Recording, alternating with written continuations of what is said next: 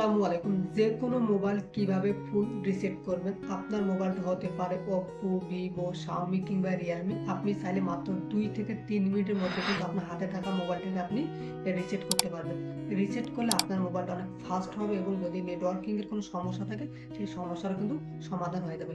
ভিডিওটি শেষ পর্যন্ত দেখুন এবং আপনি নিজে আপনার মোবাইলটাকে রিসেট করুন। যে কোনো মোবাইল রিসেট করার জন্য প্রথমে আপনি আপনার ফোনে যে সেটিংস আছে এখানে চলে আসবেন। আসার পর একটু অপেক্ষা করবেন। দেখেন এখানে অনেকগুলো সিস্টেম থাকবে, অনেকগুলো সেটিংস থাকবে, আপনাকে কোনো কিছু করতে হবে না। আপনি উপরে সার্চ অপশনে গিয়ে সার্চ করবেন রিসেট, RESET।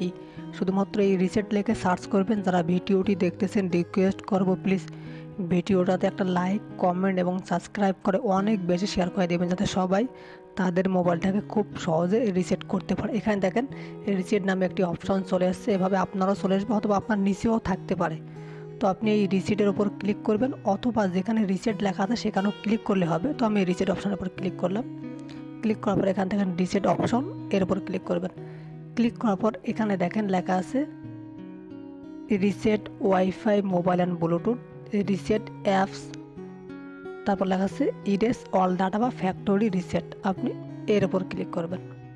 ক্লিক করার পর এখান থেকে লেখা আছে ইরেজ অল ডাটা, এর উপর ক্লিক করবেন। ক্লিক করার পর আপনার স্ক্রিনে যে পিনটি আছে সেই পিনটি আপনি দিবেন। আমি আমার পিনটি দিলাম, তারপর ওকেতে ক্লিক করবেন। পিনটি দেওয়ার পর এখান থেকে লেখা আছে ইরেজ অল ডাটা। এখন ইরেজ অল ডাটাতে ক্লিক করলে কিন্তু আপনার ফোনটা রিসেট হয়ে যাবে, ফ্যাক্টরি রিসেট হয়ে যাবে। সেক্ষেত্রে কিন্তু আপনার যে মেল আছে সেই মেলটা চলে যাবে, আপনার গুরুত্বপূর্ণ যে ছবি আছে সেই ছবিগুলো চলে যাবে।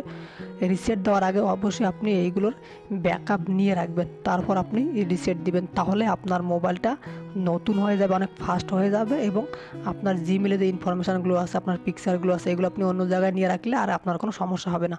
আশা করি আপনি বুঝতে পারছেন। যদি ভিডিওটি ভালো লেগে থাকে তাহলে প্লিজ সাবস্ক্রাইব করে অনেক বেশি শেয়ার করে দেবেন। ধন্যবাদ সবাইকে।